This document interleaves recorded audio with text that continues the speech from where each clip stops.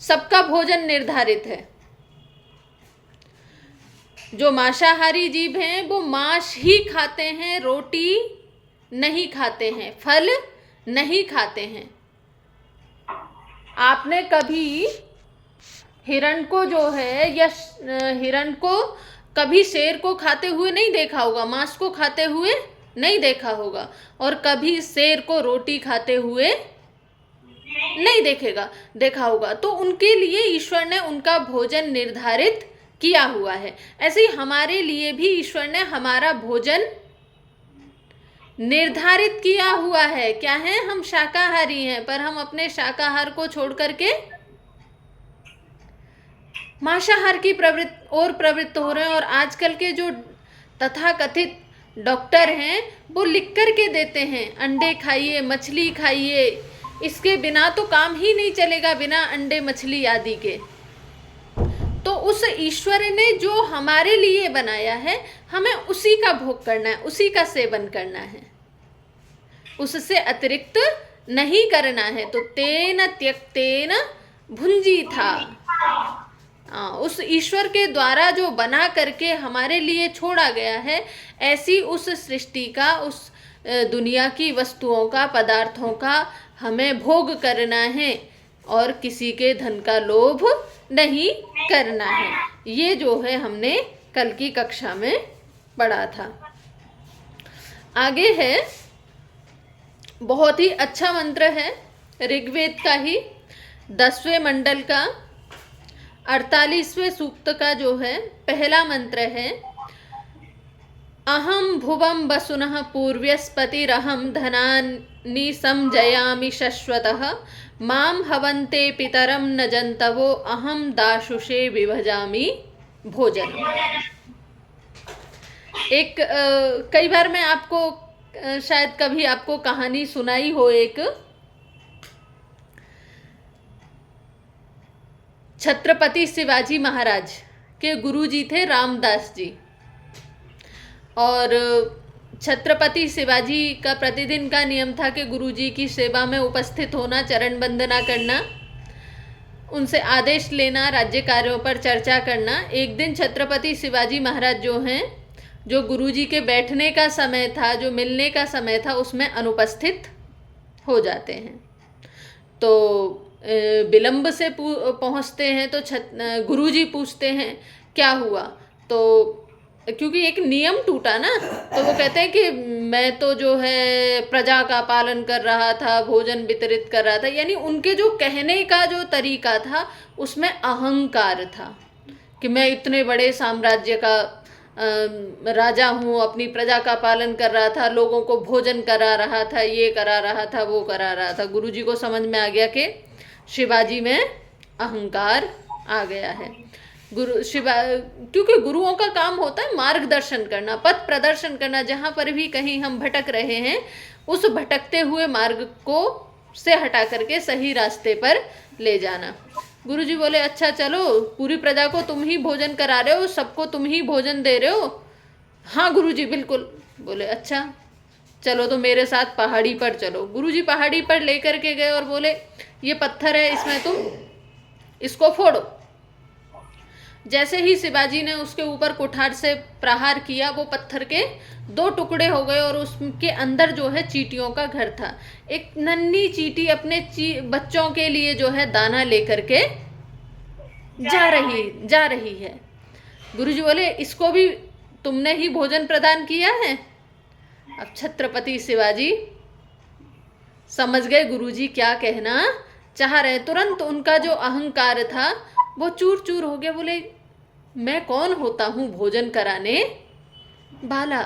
मैं कौन होता हूँ लोगों की आवश्यकताओं की पूर्ति करने वाला? तो कौन है जो हमारी आवश्यकताओं की पूर्ति कर रहा है? हाँ, वही ये मंत्र कहता है, अहम भुवम वसुनः पूर्व्यस्पतिरहम धनानि जयामि शश्वतः। बोले मैं ही हूँ। मैं कौन? मैं परमपिता परमात्मा। और क्या भुवम वसुनः पूर्व्यस्पति ही, मैं ही क्या हूँ? इस भुवम जो आपको सनातन ये संसार जो दिखाई दे रहा है, इसका जो है वसुनः, आपने कल एक शब्द पढ़ा वसु, 8 वसु पढ़े थे ना, पृथ्वी जल अग्नि वायु आकाश चंद्रमा सूर्य और नक्षत्र, ये 8 वसु, क्योंकि ये बसाने के रहने के कारण बनते हैं, निमित्त बनते हैं। ये किसी भी व्यक्ति, किसी भी मनुष्य, किसी भी प्राणी जीव जंतु के सत्ता में रहने में ये कारण होते हैं। तो यहाँ ईश्वर क्या है, वसुनः पूर्व्यस्पति ही, वसुनः वसु जो हैं, जो बसाने के स्थान हैं, उनसे पहले। और दूसरा, जब हम ऋग्वेद में इस मंत्र को देखते हैं तो वहां पर इसका भाष्य किया है वसुनः, यानी जो मुक्त आत्माएं हैं, उन मुक्त आत्माओं के जो रहने का स्थान है। ईश्वर के 3 गुण हैं बेटा, सत, चित और आनंद। हमारा जो भी जीवात्मा है, उस प्रत्येक जीवात्मा जो है उसका प्रयास रहता है आनंद को प्राप्त करने का। आनंद नहीं भी समझ में आए तो प्रत्येक जीवात्मा जो है सुखी होना चाहता है। जो भी क्रियाकलाप कर रहा है वो सुखी होने के लिए ही कर रहा है। तो यहाँ पर कहा कि अहम वसुनः पूर्व्यस्पति ही, मैं वसु जो मुक्तात्माएं हैं, मुक्तात्माओं का जो निवास स्थान है, मोक्ष जो है, मैं उससे भी क्या है, पूर्व्य पहले, सबसे पुराना जो है पति हूँ। देखो, पति शब्द का अर्थ स्वामी भी होता है और पति शब्द का अर्थ पालक भी होता है। तो कि मैं ही क्या हूँ, पालन करने वाला हूँ। और क्या, अहम धनानि समजयामि शाश्वतः, और ये कह रहे ये जो धन है उनको क्या है, अहम संजयामि, मैं ही तुम्हारे लिए सुरक्षित रखता हूँ, संभाल करके रखता हूँ। मुझे अभी भी याद है, जो माता पिता होते हैं वो अपने बच्चों के लिए धन इकट्ठा करके रखते हैं, वस्तुओं को संभाल करके रखते हैं। जब मैं छोटी थी, जब मैं विद्यालय जाती थी या मेरे पिताजी कहीं बाहर जाते थे तो उनको कुछ वहाँ से प्रसाद मिला या और कोई चीज़ मिली तो वो मेरे लिए सुरक्षित रहती थी। ऐसा आपके साथ भी होता होगा। यानी माता पिता चाहते हैं कि उनकी संतानों को प्रत्येक वस्तु प्राप्त हो, उन्हें चाहे मिले ना मिले लेकिन संतान को अवश्य मिले। तो ईश्वर कह रहा है जो धन है ना, उन धनों को क्या है, समझयामी, मैंने ही तुम्हारे लिए जो है सुरक्षित करके रखा हुआ है, अच्छी प्रकार से संरक्षित करके रखा हुआ है। यानी तुम्हारा धन है, तुम ही को मिलेगा। कई बार होता है घरों में माताएं होती हैं, उसमें सास बहू का अक्सर ऐसा सुनने में आता है, और धन के ऊपर झगड़े होते हैं, सास के जो गहने हैं वो किसको जाएंगे। तो कोई कोई सास कहती है, अरे भैया तुझे ही मिलेंगे, और कौन है मेरे आगे पीछे, तेरे ही हैं, सब तेरे लिए ही संभाल करके रखे हुए हैं। तो ईश्वर ने जो ये धन है, जो ऐश्वर्य है, ये जो संपूर्ण संसार जो बनाया हुआ है, वो किसके लिए बना करके रखा हुआ है, हमारे लिए। लेकिन उसको पाने के लिए हमें क्या करना पड़ेगा। मान लीजिए मेरे पिताजी ने मेरे लिए कोई वस्तु संभाल करके रखी हुई थी, अब उस वस्तु को प्राप्त करने के लिए मुझे क्या करना पड़ेगा, पिताजी के पास में पहुंचना पड़ेगा, जाना पड़ेगा। जब हम उनकी रेंज में होते तभी वो हमें वस्तु प्राप्त होती है। हम फोन पर बात करते हैं ना, कभी कभी जो है हम कहते हैं जी आपकी आवाज़ नहीं आ रही है, तो फिर वो व्यक्ति उधर से हिलता डुलता है। जैसे ही रेंज प्राप्त होती है, रेडियंस प्राप्त होती हैं, संपर्क में आता है, तुरंत हमें क्या हो जाती है, उनकी आवाज़ आ जाती है, मिल जाती है। यानी जब हम किसी के कनेक्शन में हो जाते हैं, किसी के क्षेत्र में आ जाते हैं, तो हमें क्या है, जैसे हमें ध्वनि आ जाती है वैसे ही हमें वस्तुओं का, भावनाओं का, विचारों का, ज्ञान का आदान प्रदान होने लग जाता है। ऐसे बहुत सारे लोग हैं जो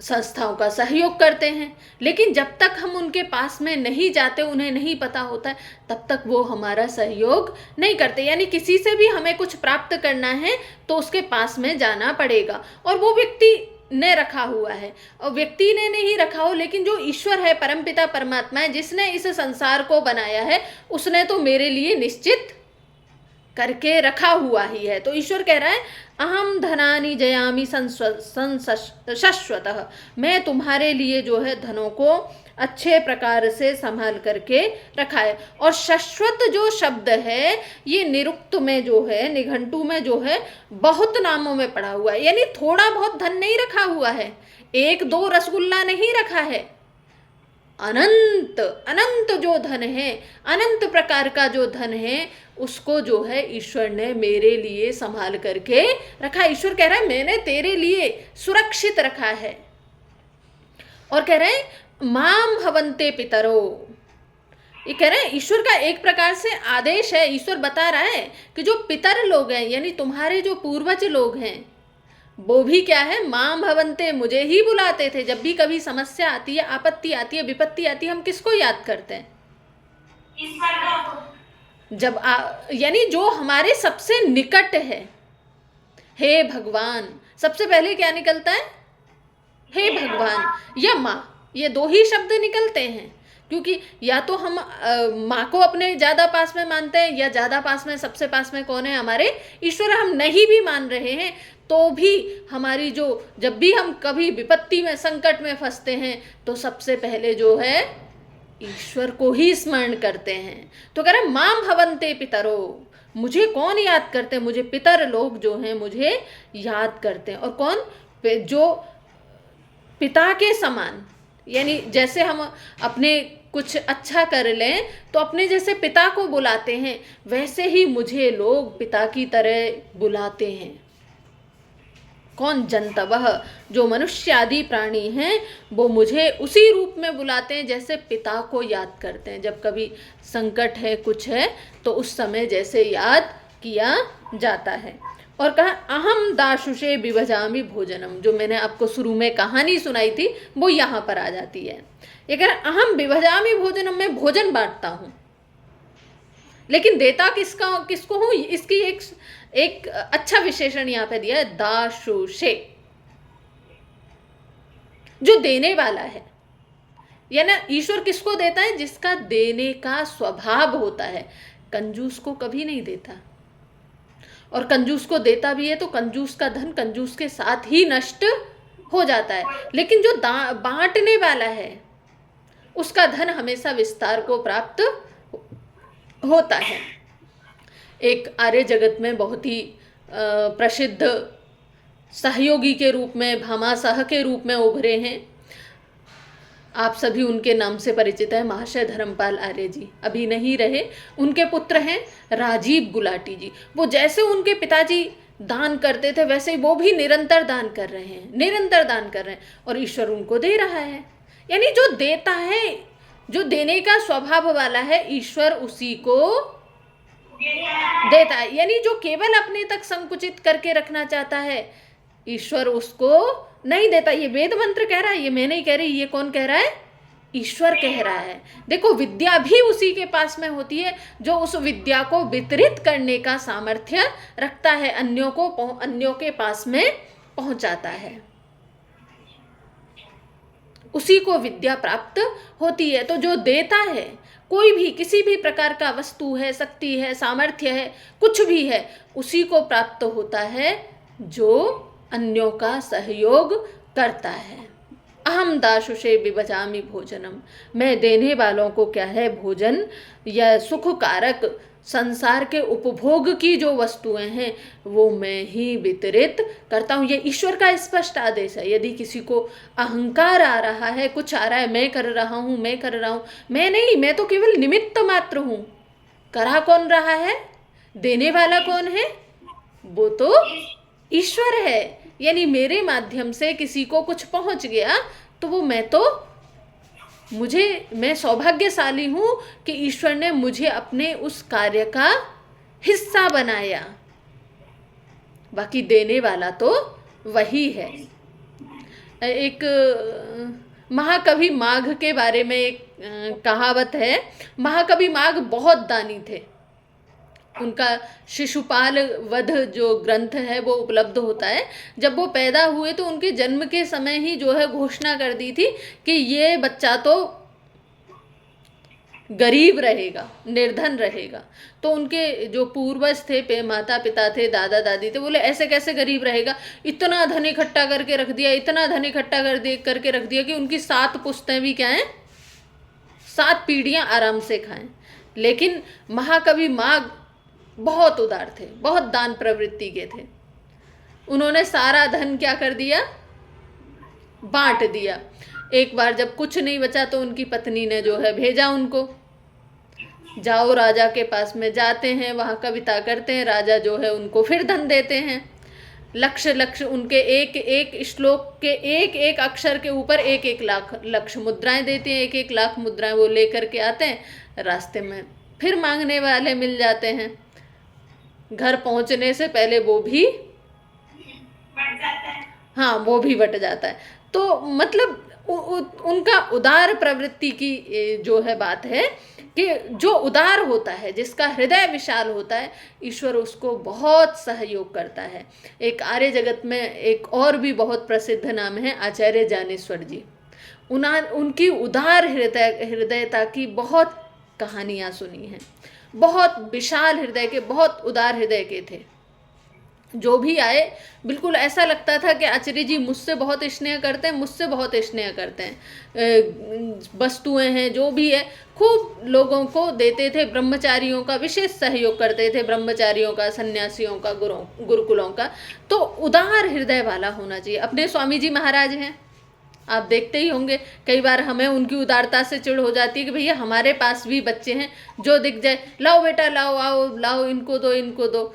तो इतना उदार हृदय जो है वाले को ईश्वर प्रदान करता है। और हम स्वामी जी महाराज को देखते हैं, उनके पास में कभी कोई कमी नहीं होती है, उनकी ईश्वर सारी इच्छाओं को पूर्ण करते हैं। तो ईश्वर यहाँ पर स्वयं कह रहे हैं अहम भुवम वसुनः। स्वामी जी का अर्थ पढ़ लेते हैं, क्या लिखा है स्वामी जी ने। ईश्वर सबको उपदेश करता है कि हे मनुष्यों, मैं ईश्वर सबके पूर्व विद्यमान सब जगत का पति हूँ। ये कौन सी पंक्ति है? अहम भुवम वसुनः पूर्व्यस्पति ही। अहम भुवम वसुनः पूर्व्यस्पति, मैं ही इस भुवन का पहले, सबसे पहले मैं ही इसका क्या हूँ? स्वामी हूँ, यानी सबसे पहले मैं ही विद्यमान हूँ। देखो आप जानते हैं 3 क्या हैं? अनादि सत्ता हैं, ईश्वर, जीव और प्रकृति। ये 3 हमेशा रहती हैं। ईश्वर जो है हमेशा से, ये संसार जो बना, प्रकृति की बात नहीं चल रही है, प्रकृति से संसार बनता है। ये संसार जो बना, इस संसार को बनने से पहले कौन था? ईश्वर था। हम इस संसार के उत्पन्न होने के बाद में हम जीवात्माएं शरीर धारण करके आए, तो हम भी बाद में आए। तो हमारे से पहले ईश्वर की सत्ता है, इस संसार से पहले ईश्वर की सत्ता है। तो ईश्वर कह रहा है कि मैं तुम्हारे बनने से पहले भी विद्यमान हूँ। भू सत्तायाम धातु है ना, धातु पाठ की, उसी से भुवम बना है। भुव, ये जो संसार है, ये जो लोक है, जो इसकी सत्ता है, इस सत्ता से पहले मेरी सत्ता है।